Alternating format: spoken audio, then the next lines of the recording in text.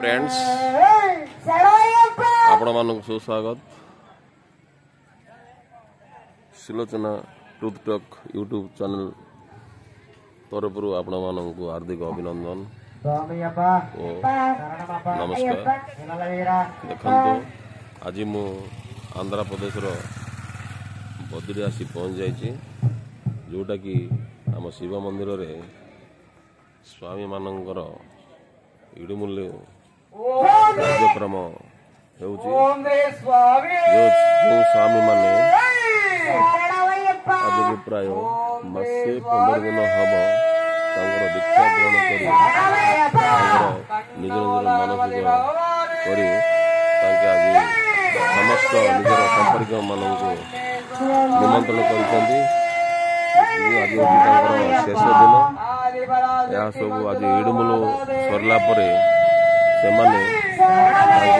गस्त करेंगे केरल गस्त करेंगे सबरीमाला गस्त कर निजर मानसिक पूर्ण करेंगे समाप्त होगापर से देखु केमी जनगण होती आंध्र प्रदेश शिव मंदिर रही 45 दिन दीक्षा ग्रहण कर पूजा पाठ कर निजर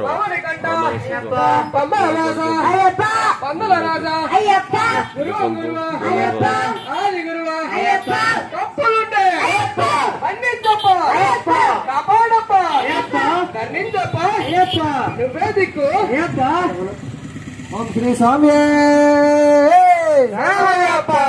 अंदर पंपसे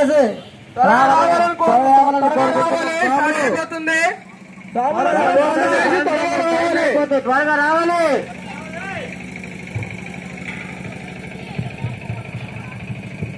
देखु बंधुगण समस्त भक्त जहाँ जार जार संपर्क मैंने आसती पाखापाखि 34 जन स्वामी दीक्षा नहीं विभिन्न ग्राम प्रांत आसी देखु बंधुगण यार समावेश देखु समस्त निज निजर संपर्क माने आसते समस्ते बसी देखु जो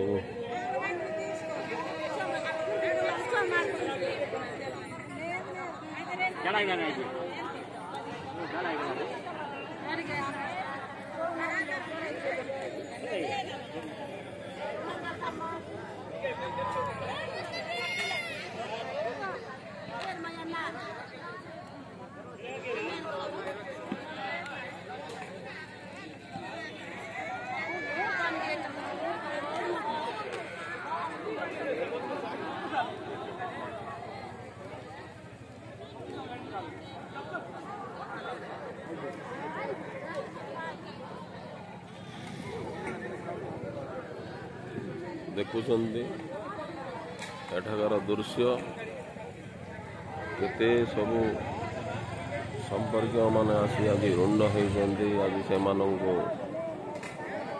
केरल रे जो मंदिर अच्छी आयपा मंदिर आयपा जो पहाड़ रे जाई से माने निज निजर मनस्कामना पूर्ण कर आसबे।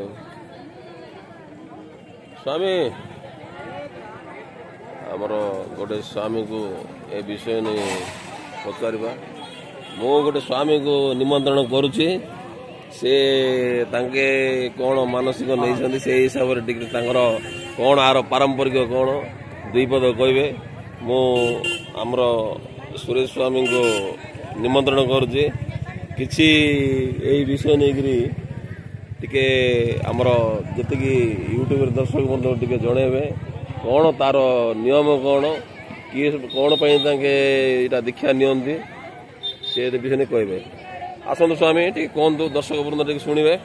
मो ना हूँ सुरेश चंद्र आरका मोर गोगुपाड़ कार्तिक मासरे येटा माने दीक्षाटा नि जाए ये द्वारा कौन हम 41 दिन दीक्षा यहाँ को मंडलम दीक्षा बोली कहे आउ ये दीक्षा निले आमको मान तार गोटे केते भल ये जिनसटा अच्छी माने खाली निरामिष शोबाटा भी सामान रही बोले 41 दिन दीक्षा नहीं कि आम सबरीमाला मंदिर जाकि आम मानसिक कर आसता ताद्वारा आमको जीवन में केते जिन जीवन में आमर चेंज हबार प्राय रही अच्छी সেটা এইটা হচ্ছে আইয়াপ্পা ইয়েটা প্রত্যেক বর্ষ নভেম্বর মাসରେ ଷ୍ଟାର୍ଟ ହୁଏ 41 ଦିନ ଦୀକ୍ଷା ତାପରେ ଜ୍ୟୋତି ଗୋଟେ ରହୁଛି 108 ଦିନର ଦୀକ୍ଷା 3 ବର୍ଷ କଣ୍ଟିନ୍ୟୁ ଯଦି କରିବ କହିଲେ ଆମ ଜୀବନରେ ଗୋଟେ କ'ଣ କହିବ ଚେଞ୍ଜ ଭଳିଆ ଗୋଟେ ଆସିବ ତାର ବିଶ୍ୱାସ ରହିଛି ହଜାର ହଜାର ବର୍ଷ ପୂର୍ବରୁ।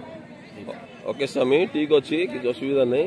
ଆଜି ଯୋଉ ସମାବେଶ ହେଇଛି କଣ ପାଇଁ ସମାବେଶ ହେଇଛି ଲୋକଙ୍କୁ ଟିକେ ଜଣେଇଲେ ଭଲ ହେଇଥାନ୍ତା। ଦେଖନ୍ତୁ ଏଠି ସବୁ ଆସିଛନ୍ତି ପ୍ରତ୍ୟେକ ଗାଁରୁ ତାଙ୍କର ସମ୍ପର୍କୀୟ ମାନେ ଆସି ଉପସ୍ଥିତ ଅଛନ୍ତି ପ୍ରତ୍ୟେକ ରିଲେଟିଭ୍ସ ଆସିଛନ୍ତି ବହୁତ ଖୁସିର କଥା। ଏଇଟା ଗୋଟେ ପ୍ରଥମ ଥର ମୋର ମଧ୍ୟ ଅନୁଭବ ହେଉଛି ମୁଁ ପ୍ରଥମ ଥର ଆସିଛି। ହେଲେ ଆଜି ଯୋଉ ସମାବେଶ ହେଇଛି କଣ ତାର ବିଷୟ କଣ ଆଜି ଇଡମୁଲ ବୋଲି ଯୋଉଟା କହୁଛନ୍ତି ଇଡମୁଲ କଣ ତାର ନିୟମ କଣ କହିଲେ ଆଜିଠୁ ଆମର ଦୀକ୍ଷାଟା ଶେଷ ହେଇଛି।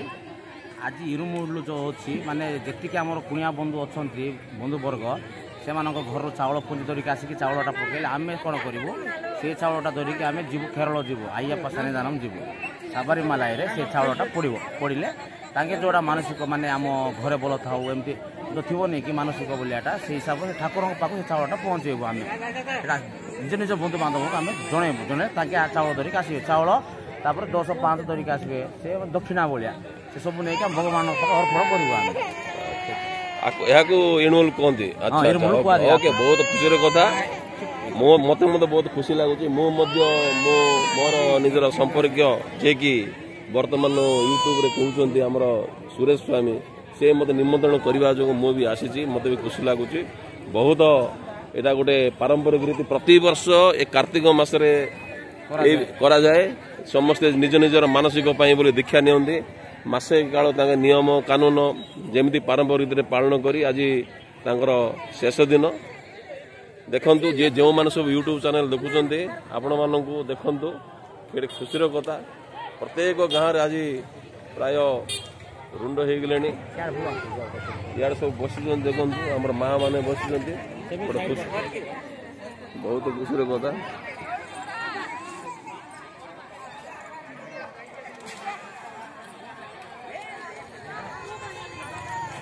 ଦେଖନ୍ତୁ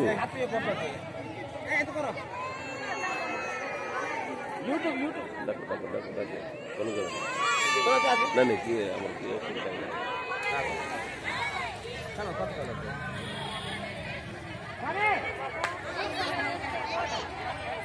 ଟିକେ ଆସନ୍ତୁ ଟିକେ ଜଣେ ଟିକେ ଆସନ୍ତୁ କୁହନ୍ତୁ ଆଜି କଣ ପାଇଁ ଆସିଛ ଏଠିକୁ କଣ ଆଜି ବିଷୟବସ୍ତୁ ଟିକେ କହିବେ ଆସନ୍ତୁ କିଏ ହେଲେ ଜଣେ ଆସନ୍ତୁ ଆଜି କଣ ପାଇଁ ଆସିଛନ୍ତି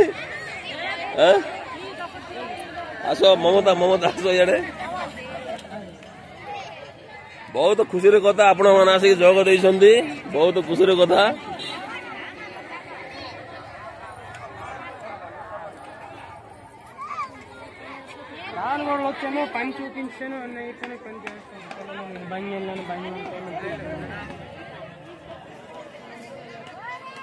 ଆଜ୍ଞା ନମସ୍କାର।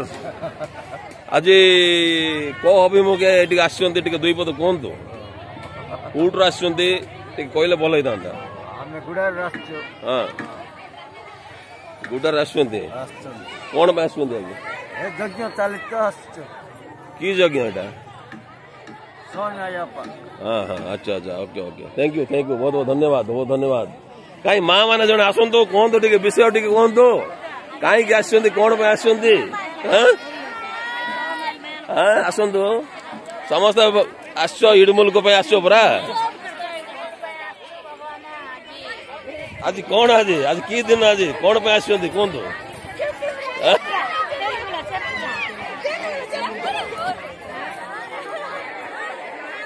ଓକେ ବହୁତ ଖୁସି ଲାଗିଲା ଥ୍ୟାଙ୍କ ୟୁ। ସବୁ ପ୍ରତ୍ୟେକ ଗାଁରେ ଆସି ରୁଣ୍ଡ ହେଇଛନ୍ତି ବହୁତ ଖୁସିର କଥା ଏଡେ ବଡ ସମାବେଶ ହେଇଛି ଆଜି ହଉଛି ଇଡମୁଲ। ହଉ ସବୁ ଭକ୍ତମାନଙ୍କୁ ଆମେ କାମନା କରୁଛୁ ଭଲରେ ଯାଇ ଭଲରେ ଆସନ୍ତୁ ଆଜି ଥ୍ୟାଙ୍କ ୟୁ ବହୁତ ବହୁତ ଧନ୍ୟବାଦ।